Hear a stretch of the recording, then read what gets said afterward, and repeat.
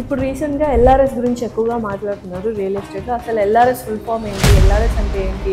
ఎటువంటి భూములు అందులో వర్తిస్తాయి? ఎస్ అండి. సో ఎల్ఆర్ఎస్ ఫుల్ ఫామ్ వచ్చేసి లేఅవుట్ రెగ్యులరేషన్ స్కీమ్ అండి. ఓకే. ఇది ప్రీవియస్ గవర్నమెంట్ దాన్ని 2020లో అనౌన్స్ చేస్తున్నారు. అప్లికేషన్స్ పెట్టుకోండి ఎల్ఆర్ఎస్ అని చెప్పున్నారు. చెప్పిన తర్వాత అలా ఆగిపోయింది ఎల్ఆర్ఎస్. 2020 కంటే ముందు ఎవరైతే ఎల్ఆర్ఎస్ అప్లై చేసుకున్నారో జీపీ లేఅవుట్స్ అంటే గ్రామ పంచాయత్ లేఅవుట్స్ ఏదైతే ఉంటాయో వాటికి ఎటువంటి అప్రూవల్స్ ఉండవు. సో అప్పట్లో డైరెక్ట్గా ఊరు సర్పంచ్లు ఎవరైతే ఉంటారో వాళ్ళ ఆధ్వర్యంలో జరిగిన లేఅవుట్స్ అవన్నీ. సిటీలో కూడా కొన్ని పాయింట్స్ ప్లేసెస్ ఉన్నాయి కదా, లైక్ నోటరీ ల్యాండ్స్, వాటికి ఎల్ఆర్ఎస్ తీసుకోవాలంటారా? నోటరీకి లేదండి ఇది. లేదు. ఓ నోటరీ అనేది ఏంటంటే తెల్ల పేపరు నల్ల గీత. బికాజ్ అయ్యప్ప సొసైటీ మాలపూర్లో అంతా నోటరీ ల్యాండ్స్ ఆల్మోస్ట్, రైట్? చాలా ఉన్నాయండి నోటరీ ల్యాండ్స్. సో వాటికి ఎల్ఆర్ఎస్ వర్క్ చేయదు.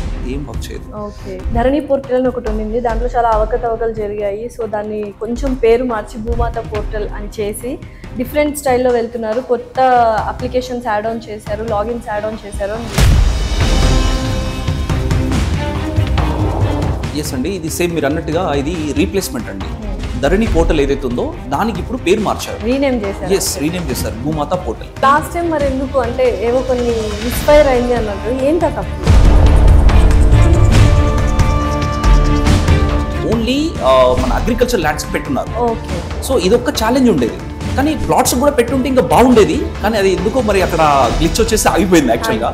ఎవరిది తప్పు అంటే కంపెనీ వాళ్ళు మోసం చేశారు, అబ్సల్యూట్లీ తప్పు. బట్ పాపం కామన్ పీపుల్ ఏమి తెలుసుకోకుండా స్కీమ్స్ అని చెప్పి ఆఫర్స్ అని చెప్పి నమ్మేసి ఇవ్వడం ఎంతవరకు కరెక్ట్?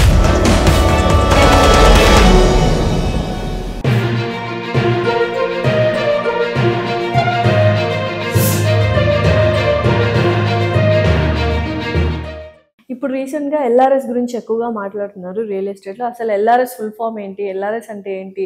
ఎటువంటి భూములు అందులో వర్తిస్తాయి? ఎస్ అండి. సో ఎల్ఆర్ఎస్ ఫుల్ ఫామ్ వచ్చేసి లేఅవుట్ రెగ్యులరేషన్ స్కీమ్ అండి. ఇది ప్రీవియస్ గవర్నమెంట్ దాన్ని 2020లో అనౌన్స్ చేస్తున్నారు. అప్లికేషన్స్ పెట్టుకోండి ఎల్ఆర్ఎస్ అని చెప్పున్నారు. చెప్పిన తర్వాత అలా ఆగిపోయింది ఎల్ఆర్ఎస్. ఎవరైతే హౌసెస్ కట్టుకుంటున్నారో వాళ్ళకి డైరెక్ట్గా మున్సిపల్ వాళ్ళు ఎల్ఆర్ఎస్ తీసేసుకొని పర్మిషన్స్ ఇచ్చారు. సో ఇప్పుడు కాంగ్రెస్ గవర్నమెంట్ ఏం చేస్తుందంటే మొన్న రీసెంట్గా మళ్ళీ ఎల్ఆర్ఎస్ అనౌన్స్ చేశారు with the 25% of discount. So దీని ద్వారా ఏం జరుగుతుందంటే 2020 కంటే ముందు ఎవరైతే ఎల్ఆర్ఎస్ అప్లై చేసుకున్నారో జీపీ లేఅవుట్స్ అంటే గ్రామ పంచాయత్ లేఅవుట్స్ ఏదైతే ఉంటాయో వాటికి ఎటువంటి అప్రూవల్స్ ఉండవు. సో అప్పట్లో డైరెక్ట్గా ఊరు సర్పంచ్లు ఎవరైతే ఉంటారో వాళ్ళ ఆధ్వర్యంలో జరిగిన లేఅవుట్స్ అవన్నీ. సో దానికి నాలా కన్వర్షన్ చేసేసి లేఅవుట్స్ వేసేసారు. సో ఇప్పుడు దాన్ని రెగ్యులరైజ్ చేయాలి అన్నవే దానికి ఎల్ఆర్ఎస్ అవసరం. సో ఇదొక గోల్డెన్ ఆపర్చునిటీ ఎవరికంటే ఎవరైతే అక్కడ ప్లాట్స్ తీసుకున్న ఓనర్స్ ఎవరైతే ఉన్నారో వాళ్ళకి ఇదొక గోల్డెన్ ఆపర్చునిటీ. సో ఎటువంటి లేట్ చేయకుండా మీరు ఎల్ఆర్ఎస్ తీసుకోండి. ఇప్పుడు మొన్నటి వరకు March 31, 2025 వరకు ఎల్ఆర్ఎస్ పెట్టున్నారండి. సో ఇప్పుడు మళ్ళీ ఏం చేసిందంటే గవర్నమెంట్ April 30 వరకు ఎక్స్టెన్షన్ చేశారు. సూపర్. సో బెస్ట్ ఆపర్చునిటీ అనమాట ఇది. 25% డిస్కౌంట్ వస్తుంది. ఆలోచించండి, అంటే ఒక ₹1,00,000 మనకి ఎల్ఆర్ఎస్ అవుతే దాంట్లో ఇప్పుడు 25% అంటే 75,000 మనకి ఎల్ఆర్ఎస్ వచ్చేస్తుంది. 25,000 సేవ్ అయింది కదా. మరి ఎందుకు మీరు లేట్ చేస్తున్నారు? చేయకండి, ఇమీడియట్ గా ఎల్ఆర్ఎస్ కట్టుకోండి. ఎల్ఆర్ఎస్ కట్టుకుంటే ఎటువంటి బెనిఫిట్స్ ఉంటాయంటే వాళ్ళకి లోన్ అనేది ఇమీడియట్ గా వస్తుంది ల్యాండ్ పైన. సో ఒక ఇన్వెస్టర్ నాకు లోన్ కావాలన్నప్పుడు ఎల్ఆర్ఎస్ ఉందా అని అడుగుతారు బ్యాంకర్. ఎల్ఆర్ఎస్ లేదు అని అంటే లేదండి మేము ఇవ్వలేము అంటారు. సింపుల్ గా ఎమర్జెన్సీగా ఏమైనా లోన్ కావాలంటే ఎల్ఆర్ఎస్ ఉంది అంటే ఇట్స్ వండర్ఫుల్ ఆపర్చునిటీ. బ్లైండ్ గా ఇచ్చేస్తారండి. తర్వాత లీగల్ గా కూడా ఎటువంటి ప్రాబ్లం ఉండదు ఎల్ఆర్ఎస్ చేసుకుంటే. ఓనర్షిప్ ఇంకా అసలు ఏం ఉండదు. ఓనర్షిప్ చాలా స్ట్రాంగ్ అవుతుంది. సో దానివల్ల ఎల్ఆర్ఎస్ మీరు 100% తీసుకోండి, చేసేసుకోండి, బాగుంటది. తర్వాత మళ్ళీ ఏ టైంలో ఎల్ఆర్ఎస్ అనౌన్స్ చేస్తారో తెలియదు కాబట్టి ఆపర్చునిటీ ఉన్నప్పుడు మనం ఎల్ఆర్ఎస్ తీసుకోవాలి. సిటీలో కూడా కొన్ని పాయింట్స్ ప్లేసెస్ ఉన్నాయి కదా, లైక్ నోటరీ ల్యాండ్స్, వాటికి ఎల్ఆర్ఎస్ తీసుకోవాలంటారా? నోటరీకి లేదండి ఇది. లేదు. ఓ నోటరీ అనేది ఏంటంటే తెల్ల పేపరు నల్ల గీత. అయ్యప్ప సొసైటీ మాలపూర్లో అంతా నోటరీ ల్యాండ్స్ ఆల్మోస్ట్, రైట్? చాలా ఉన్నాయండి నోటరీ ల్యాండ్స్. వాటికి ఎల్ఆర్ఎస్ వర్క్ చేయదు. ఏం వర్క్ చేయదు. సో జీపీ లేఅవుట్స్ లో అప్పట్లో సేల్ డీడ్ అయిన వాళ్ళకి ఎల్ఆర్ఎస్ అనేది అప్లికేబుల్ ఉంది. సో ఇమీడియట్ గా చేసుకోండి. అండ్ తర్వాత కొంతమంది ఈ రోజులలో ఏమవుతుందంటే లైక్ జీపీ లేఅవుట్స్ లో కూడా ప్లాట్స్ కొన్న వాళ్ళు అమ్ముకుంటా ఉన్నారు. అమ్ముకుంటా ఉంటే మళ్ళీ సబ్ రిజిస్ట్రేషన్ ఆఫీస్కి వెళ్ళాలి కదా. మీరు సపోజ్ నా ప్లాట్ ఉంది, మీరు కొన్నారు, మీరు కొంటే ఇమీడియట్ గా మీరు రిజిస్ట్రేషన్ చేయించుకోవాలి. రిజిస్ట్రేషన్ చేయించుకోవాలంటే సబ్ రిజిస్ట్రేషన్ ఆఫీస్కి వెళ్ళిన తర్వాత డైరెక్ట్ అక్కడ సేల్ డీడ్ అవుతున్న టైంలోనే మనం ఎల్ఆర్ఎస్ కట్టుకునే ఆప్షన్ కూడా ఇచ్చారు. ఇంతకుముందు ఎలా ఉండే సేల్ డీడ్ అయిన తర్వాత ఎల్ఆర్ఎస్ కట్టుకోవాలి. ఇప్పుడు అలా కాదు, సేల్ డీడ్ అవుతున్న టైంలోనే at one point of contact లో LRS and registration both at a time అవుతున్నాయి. సో ఎంత అద్భుతంగా ఇది. సో మంచి ఆపర్చునిటీ అన్నమాట. సో డెఫినెట్ గా ఎల్ఆర్ఎస్ ఎవరైతే చేసుకోవాలనుకుంటారో చేసుకోండి, ఎటువంటి ఇబ్బందులు పడొద్దు. ఎల్ఆర్ఎస్ లేకపోతే ఎల్ఆర్ఎస్ లేదా అని ఎందుకు మీరు ఆలోచిస్తున్నారు, చేసుకోండి, హ్యాపీగా చేసుకోవచ్చు. ధరణి పోర్టల్ అని ఒకటి ఉండింది, దాంట్లో చాలా అవకతవకలు జరిగాయి. సో దాన్ని కొంచెం పేరు మార్చి భూమాత పోర్టల్ అని చేసి డిఫరెంట్ స్టైల్లో వెళ్తున్నారు. కొత్త అప్లికేషన్స్ యాడ్ ఆన్ చేశారు, లాగిన్స్ యాడ్ ఆన్ చేశారు అని విన్నాము. అవునండి. అది ఎంతవరకు పర్ఫెక్ట్ గా అండ్ బెనిఫిట్ గా ఉంటుంది? ఎస్ అండి, ఇది సేమ్ మీరు అన్నట్టుగా ఇది రీప్లేస్మెంట్ అండి. ధరణి పోర్టల్ ఏదైతే ఉందో దానికి ఇప్పుడు పేరు మార్చారు, రీనేమ్ చేశారు. ఎస్, రీనేమ్ చేశారు భూమాత పోర్టల్. సో ఈ భూమాత పోర్టల్ ద్వారా ఏమవుతుందంటే బెనిఫిట్స్ ఎలా ఉంటాయి అంటే, ఒక ల్యాండ్ లార్డ్ కి బెనిఫిట్ ఏముంటదంటే ఇమ్మీడియట్ గా స్లాట్ బుకింగ్ ఉంటుంది. సో ఇప్పుడు ఇంతకుముందు ఎలా ఉంటుందంటే రిజిస్ట్రేషన్ కి ఎటువంటి స్లాట్ అవసరం లేకుండే. సో రేపు మనం రిజిస్ట్రేషన్ చేసుకోవాలంటే డైరెక్ట్ రేపు మార్నింగ్ మనం సబ్ రిజిస్ట్రేషన్ ఆఫీస్కి వెళ్ళిపోతే అక్కడ డాక్యుమెంట్ రైటర్ ని మనము పట్టుకుంటే అయిపోయేది, చలాన్ కట్టేసుకొని డైరెక్ట్ రిజిస్ట్రేషన్ చేసుకునేది. ఇప్పుడు అలా కాదు. సో ఈ భూమాత పోర్టల్ ఏదైతే ఉందో ఈ భూమాత పోర్టల్ ద్వారా మనం స్లాట్ బుక్ చేసుకోవాలి. సపోజ్ ఇప్పుడు పాస్పోర్ట్ సిస్టమ్ ఎలా ఉంది, మనకు పాస్పోర్ట్ కావాలంటే మనం ఎలా అయితే ఫస్ట్ ఆన్లైన్ అప్లై చేసుకున్నాయి, తర్వాత మనం ఒక స్లాట్ డేట్ ఇచ్చిన తర్వాత ఆ డేట్ ప్రకారం మనం ఫిజికల్ వెరిఫికేషన్ వెళ్ళి అక్కడ మన థంబ్ ప్రింట్స్, మన ఐరిస్, మన ఫోటో క్యాప్చర్ ఏదో జరిగి మనకి పాస్పోర్ట్ అనేది ఇవ్వడం జరుగుతుంది. సిమిలర్ టు పాస్పోర్ట్ సిస్టమ్ ఇప్పుడు ఈ భూమాత పోర్టల్ అండి. సో ఫస్ట్ మనము అప్లికేషన్ పెట్టుకోవాలి, స్లాట్ బుక్ చేసుకోవాలి. స్లాట్ బుక్ చేసుకున్న తర్వాత మనకి ఏదైతే డేట్ కన్వీనియంట్ గా ఉంటే ఆ డేట్ రోజు మనం అక్కడికి వెళ్ళేసి రిజిస్ట్రేషన్ చేసుకోవాలి. సో ఇంతగా మనకి ఒక స్ట్రీమ్ లైన్ ప్రాసెస్ అనేది చేస్తా ఉన్నారు కాబట్టి ఇది అందరికి బెనిఫిట్ అయ్యే ఇది ఒక మంచి పోర్టల్ భూమాత పోర్టల్. ఎవరికి టైం వేస్ట్ కాదు, అక్కడ వెళ్ళి గంటలు గంటలు కూర్చోవాల్సిన అవసరం లేదు. డైరెక్ట్ గా మీకు ఏదైతే టైం ఇచ్చారో ఆ టైం ప్రకారం మీ రిజిస్ట్రేషన్ అయిపోతుంది.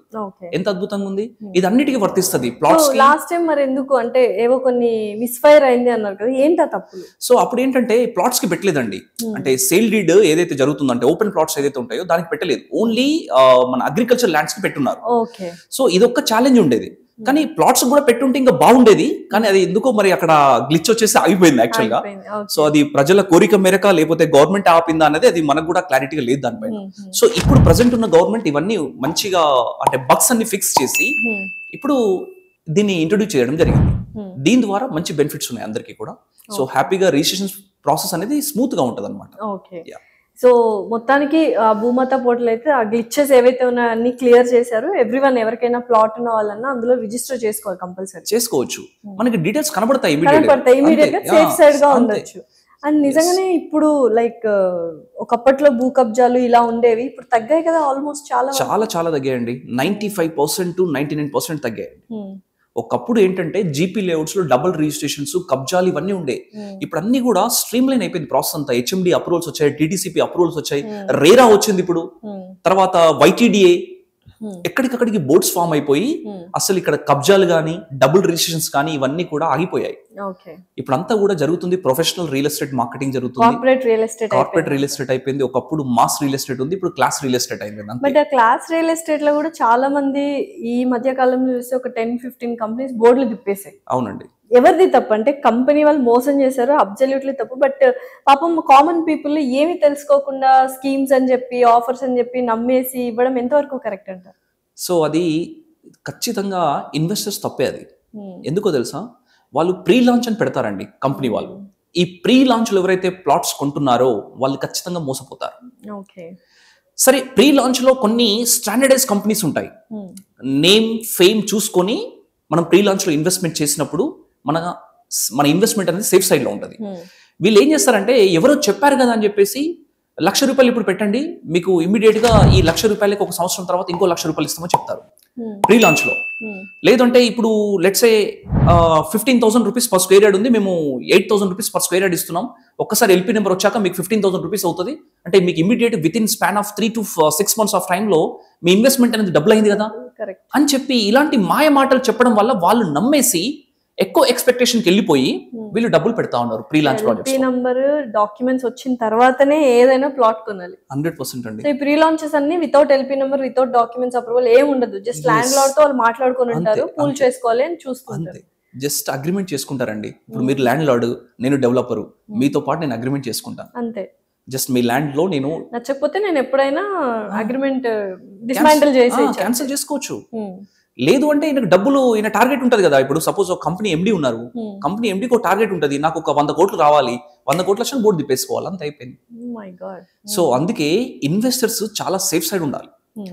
ఒకటికి 2 సార్లు కంపెనీ బ్యాక్గ్రౌండ్ చెక్ చేయాలి. ఒకటికి 2 సార్లు ఎవరి దగ్గర కొంటున్నాం, ఏ ల్యాండ్ లో కొంటున్నాం, అసలు ఆ ల్యాండ్కి ఎటువంటి అప్రూవల్స్ ఉన్నాయి, తర్వాత లీగల్ కరెక్ట్ గా ఉందా, మరి అక్కడ నిజంగా అప్రూవల్ తీసుకొస్తారా వాళ్ళు, వాళ్ళ ప్రీవియస్ ప్రాజెక్ట్స్ ఏమున్నాయి, ఆ ప్రీవియస్ ప్రాజెక్ట్స్ లో సక్సెస్ రేట్ ఎంత ఉంది, అందులో ఎవరెవరు ఇన్వెస్ట్మెంట్ చేస్తున్నారు, ఇన్వెస్ట్ చేసిన వాళ్ళు ఎలా మాట్లాడుతున్నారు అనేది ఇవన్నీ తెలుసుకున్న తర్వాతనే మీరు ఇన్వెస్ట్మెంట్ చేయండి. కానీ ఏదో ప్రాజెక్ట్ వేశారని చెప్పేసి ఇమీడియట్ గా అట్లా పరిగెట్టేసి ఏదో అప్పటికప్పుడు ఒక ₹1,00,000 టోకెన్ కట్టేసి నాకు మంచి రేట్లో వచ్చిందని చెప్పేసి మీరు సంకల్ గుద్దుకుంటది కాదండి. కరెక్ట్. సో ఇలా చాలా బ్యాక్గ్రౌండ్ వర్క్ అనేది కంపల్సరీ చేయాలి. గ్రీడీ ఉంటే మాత్రం తప్పకుండా మోసపోతారు. అంతే, ఎవరికైనా అదే అంటారు కదండి, అతి ఆశ అనేది మంచిది కాదండి. మంచిది కాదు. కరెక్ట్. సో అతి ఆశ ఉండకూడదు, ఆశ ఉండాలి కానీ అతి ఆశ ఉండకూడదు. సో స్కీమ్స్ అనే వాళ్ళందరూ స్కామ్ చేస్తున్నట్టు 100%. ఆల్మోస్ట్.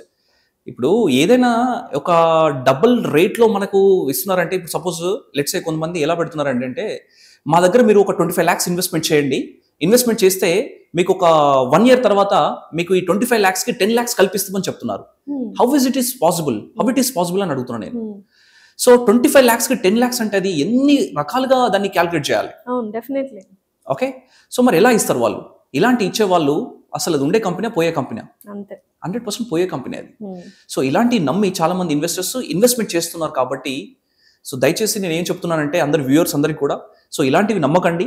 కొన్ని జెన్యూన్ కంపెనీస్ ఉంటాయి, అందులో మీరు ఇన్వెస్ట్మెంట్ చేయండి. హ్యాపీగా మీరు ఏదైతే ఇన్వెస్ట్మెంట్ ని బంగారం చేసుకునే ప్రయత్నం చేయండి, కానీ మోసానికి గురయ్యే ప్రయత్నం చేసుకోకండి. ఓకే.